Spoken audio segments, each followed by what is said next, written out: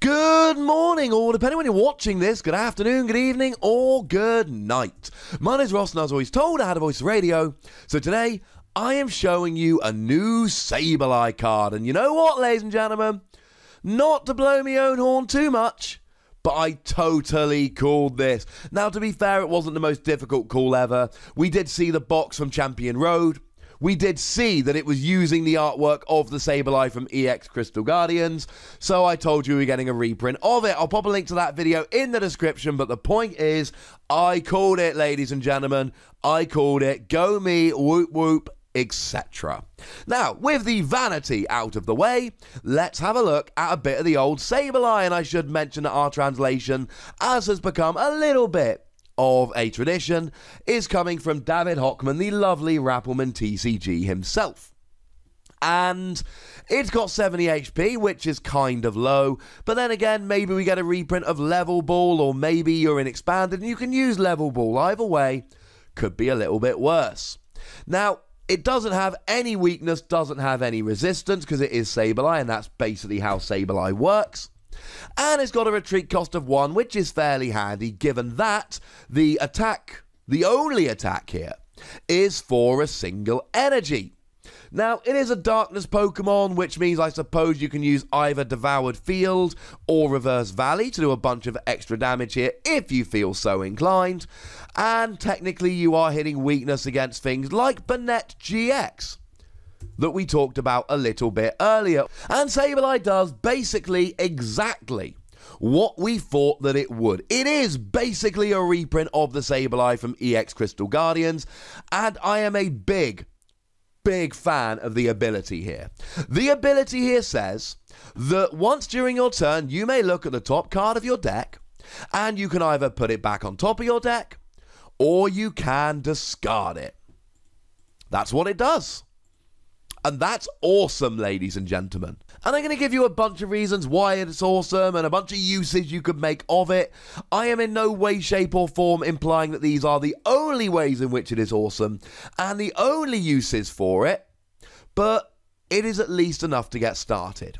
So let's say, for argument's sake, you're sitting there and you've got no supporter in hand, and you really want to draw yourself a Cynthia. You use Sableye, you look at the top card of your deck, and it's a basic energy.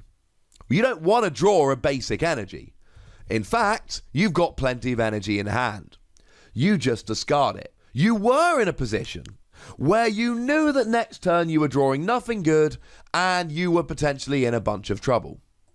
You're now in a position where you might be able to draw out of this. You might be able to get something working. Maybe you don't draw that Cynthia next turn, but at least you've got a chance. The thing is, and I must make this super clear, Sableye is a basic Pokemon, and even if you want to use the attack, it's for colorless energy.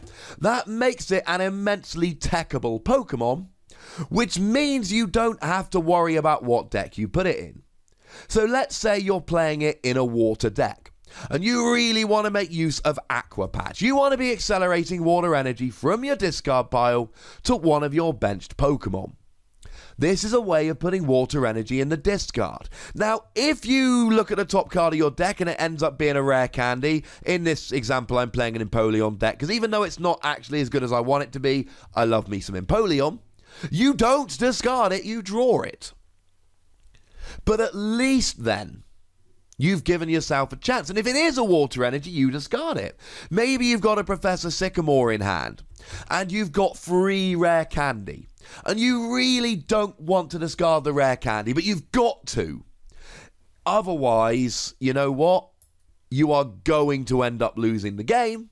You can look at the top card of your deck and go, hang on a second, I'm going to draw an Empoleon next, so that's okay by me. I mean, you could even combo this with Oranguru here. Oranguru allows you to draw until you've got 3 cards in hand, but largely with Oranguru, you're going to be kind of drawing 1 card. And if you draw 1 card, that is often good. But you want to know what you're drawing, especially before something like a Professor Sycamore. The last thing you want to do is draw a rare candy or a double colorless energy right before you have to play a Professor Sycamore. So what you do here is you look at the card with Sableye.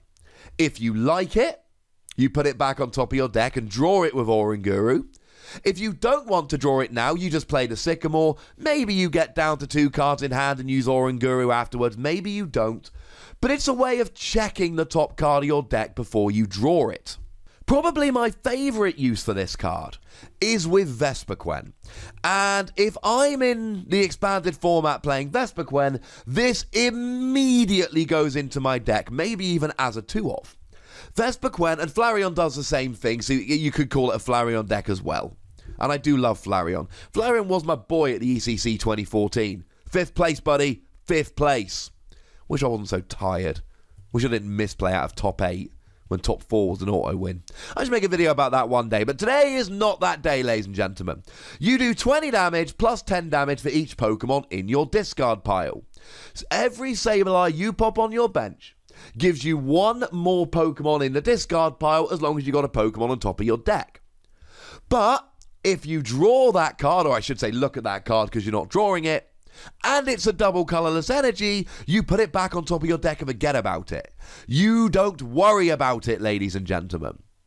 And that is what's great about Sableye. There's no real risk to this, because either it's a card that you want to discard and you discard it, or it's not a card you want to discard, but you don't discard it.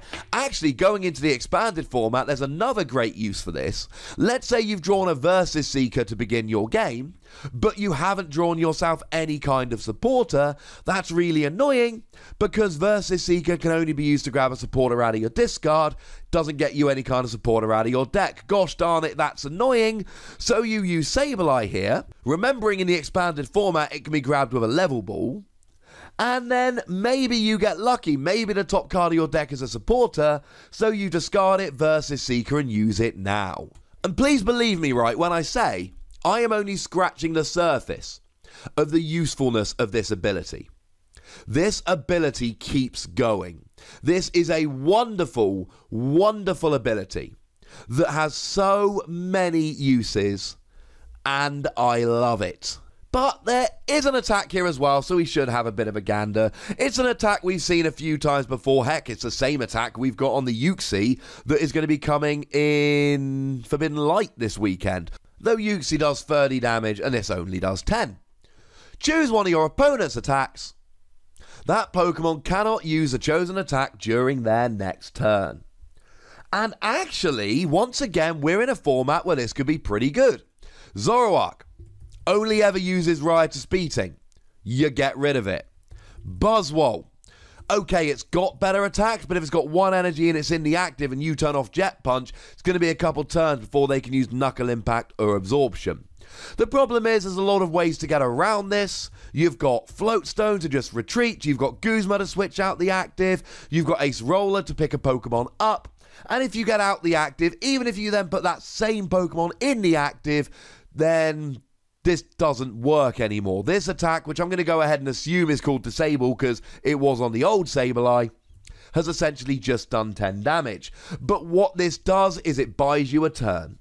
And it's for 1 colorless energy on a basic Pokemon, which makes it just as techable as the ability. And you know what? If you're playing this for the ability, you could certainly use Sableye to buy yourself a turn or 2. Zoroark goes in the active, you disable its Riotous Beating, and it can't attack. And I mean, and there's plenty of others. I don't need to sit here and go through a huge long list, but let's say there's a free energy Golisopod in the active, you turn off Armor Press, you can force them to use their GX attack against you, which would be hilarious. Maybe a Silvally comes out, and then you go and turn off its main attack.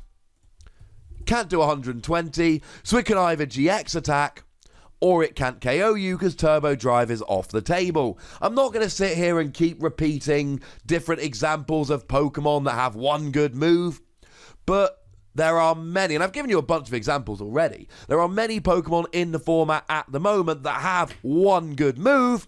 You can turn it off using Sableye's Disable. Ha! Disableeye. From now on, we only refer to this card as Disableeye. Let's make a pact, ladies and gentlemen. That's cool. I'm actually going to give this Sableye 4 Wassies, and I know that seems incredibly generous. And it's not because the attack is a nice bonus, but it is just that. It's nothing more than a bonus. It's the ability here. It's the fact that this can work in so many decks in so many ways and really, really help. Malamar looks like it's going to be a really good deck in the future. But you're going to need to get energy in the discard so you can accelerate it onto your bench Pokemon. Play one of these. Might get you that extra energy occasionally. And even when you're playing it for something like Energy or like Vespiquen, you can still use it for consistency if you're not drawing anything good. I love it. I adore it. It's a 4 WOSY card. I can see this being a one-off in a lot of decks for the ability. And then when you put it in a deck for the ability, there will be games where the attack will absolutely save your bacon. But as always, ladies and gentlemen, it's time for your opinions. Let me know in the comment section what you think about this card. Do you think it's going to see play, or am I being a little bit overly enthusiastic? Which I know doesn't sound like me. Go nuts, but be nice. Make sure you like this video, subscribe to this channel, follow me on Twitter at @TheWossy, and Twitch for some live action at twitch.tv/PTCGRadio. If you want to support the channel, get some bonus podcasts, and I think you should, please go check out patreon.com/PTCGRadio. But by far the most important thing, as always, is to look after yourselves. Until next time. Thank you very much for watching. My name's Ross, and you've been watching PTCG Radio.